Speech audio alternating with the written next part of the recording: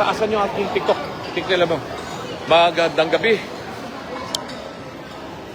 Yan mo. Magandang gabi mga kababayan. At ito, magandang balita yung ating natanggap ngayon. Granted yung TRO ng Supreme Court na hindi kailangan ilabas si PRRD. Pero pinipilit na nilang isakay sa aeroplano ngayong oras na ito. Makatatanggap lang namin yung advisory sa Supreme Court. Kasama kami ng mga abogado rito. Kami ni na Atty. Torion. At dumating yung tawag sa atin na granted.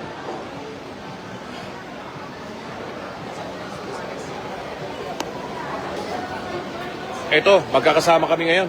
Yan, ni Atty. Torion. Papunta kami sa Supreme Court para kunin namin yung decision. Granted yung TRO. So, hindi nila may lalabas si PRRD. Pero pinilitan nilang isakay. Talagang kailangan matawagan natin. Matawagan natin yung tower para hindi pa makalipad yung eroplano. So yan mga kabaka, mga minamahal na kababayan Pilipino. Ay talagang ito ay alam na ng mga Isa mo lang, nandito kami sa kapulisan na lumabas na yung TRO. Anong gate yung At meron ng desisyon ng Supreme Court na may temporary restraining order. So pakisabi na lang sa lahat ng mga vloggers ngayon, kayong mga kababayan na nakamonitor ngayon sa live na nangyari dito. Ngayon lang, naka-receive kami ng tawag sa Supreme Court at kasama ko si Atty. Torion na siya ang nagsampa ng kaso sa Supreme Court. Ayan, magkasunod kami. Kasunod kami rito. Kami ni na Ipe. Kami ni na Ipe.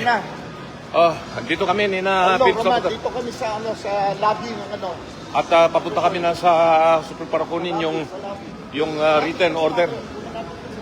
So hindi tayo papayag na yurakan nila yung karapatang pantao ni PRRD at ng sinumang Pilipino dito.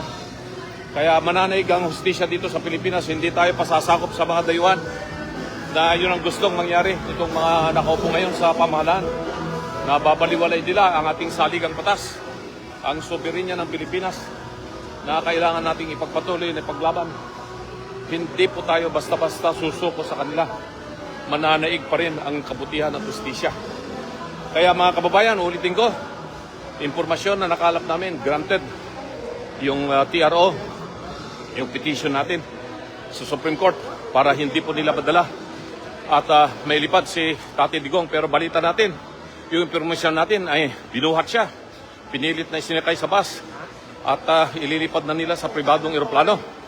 Kaya yan, ayun mga ginagawa namin ng paraan na makontak ang tower para hindi mailipad yung eroplano na papaalis kasi pag nailipad nila si PRRD at nakalabas yan sa airspace at saka utos ng kwan, wala na talagang na ito, tahasang paglabag na ng saligang batas itong ginagawa nila sa atin.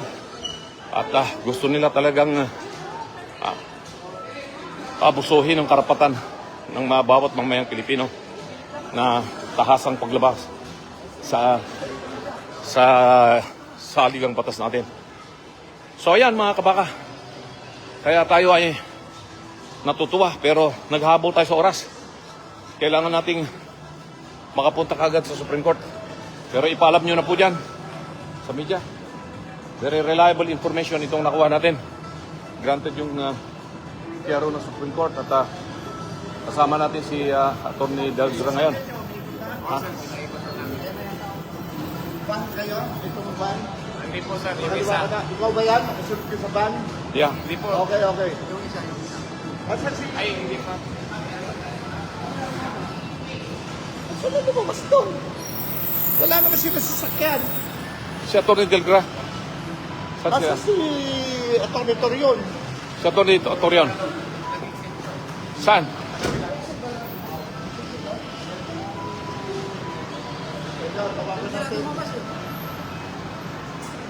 Ayan. Asan sasakyan natin si Gary? Tinawagan mo na?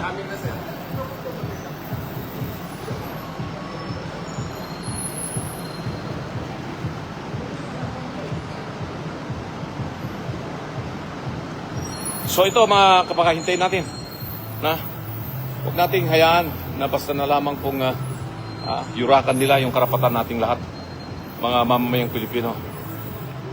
Dahil kung magagawa nila yan kay PRRD, magagawa nila yan sa ating lahat. Eh sino ba naman tayo ordinaryong mamamayan lang tayo, mahirap yung buhay natin. Kung yung naging Pangulo ng Pilipinas, pinakamagaling na Pangulo ng Pilipinas, ganun na lamang po kung tratuhin nila. Di tayong mga ordinaryong mamamayang Pilipino ay kayang-kaya po nilang yurakan, abusuhin yung ating mga karapatan. Pag napalampas po natin ito at nagawan po nila yung kagustuhan po nila na mananaig ang kadiliman, mananaig ang kasamaan dito sa ating bayang Pilipinas, hindi ko na alam kung ano mangyayari sa atin.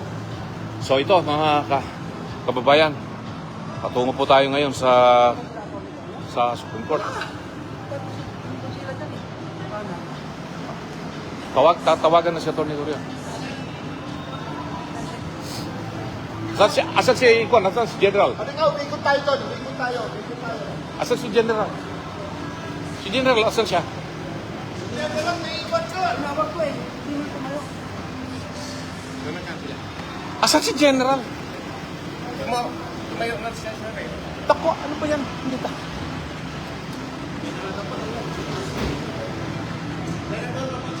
Yes. Idol namin kayo, taga-Makaldan, Pangasinan. Yeah. Mga kabaka. Salamat. Mga kabaka, oo. Opo. Taga-Pangasinan po ako. Taga-Pangasinan kayo. Thank you, Senator. Ay, kamiling. May Ilocano kayo, Mat. Ay, kasi ako kapapata kayo ng Ilocano. Mga kabaka. Tipod-pod nung Ilocano ko talaga nga nasayat. Yan ang mga kabaka. Yan. Mga kabaka. Yan, Boto mga natin kabaka. to. Salamat. Hi. Ay, antan. Umang tawad siya kayo. Convention nyo. Makatakilan siya di man.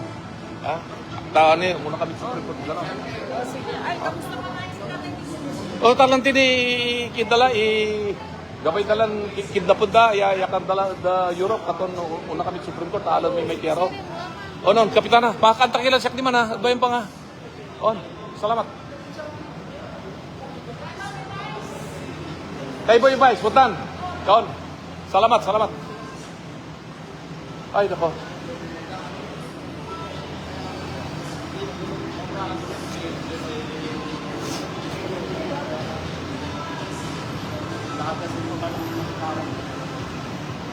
Akala ko kasunod sila kanina.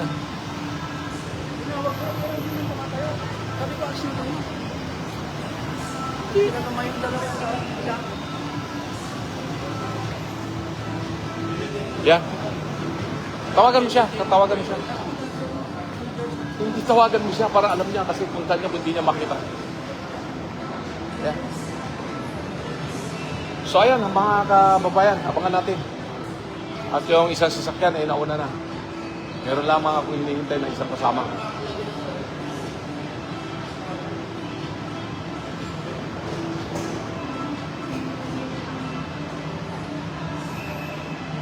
So, time out muna tayo mga kababayan at balitaan ko kayo hanggat kami patungo na doon sa Supreme Court at ayan, time out muna tayo para matapos namin to. Maraming salamat muna sa inyo. Maraming salamat mga kababayan.